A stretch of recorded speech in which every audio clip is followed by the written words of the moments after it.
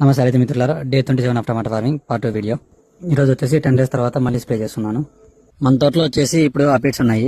అవి ఎలా ఐడెంటిఫై చేశానంటే, ఇక్కడ ఆకు చూస్తే ఎడ్జెస్ లో పెల్ కలర్ వస్తుంది, ఆకులు లైట్ గా హోల్స్ పడుతున్నాయి.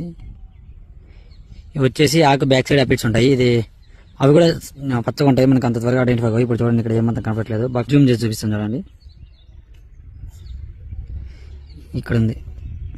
అవి కూడా బాగా గ్రీన్ కలర్లో ఉంటాయి కాబట్టి ఆకులకి కరెక్ట్ సరిపోతాయి.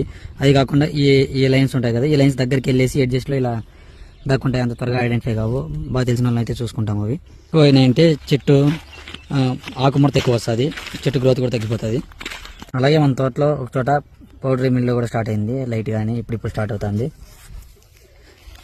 దీనికి వచ్చేసి ఇప్పుడు మనము శాన్ ఫిప్రో కొడుతున్నాము. ఫిప్రో నీళ్ళు 40% ప్లస్ మిడోక్లోబిడ్ 40% ఉంటుంది. తర్వాత ఇండెక్స్, దీంట్లో మైక్రోబొటానిల్ ఉంటుంది.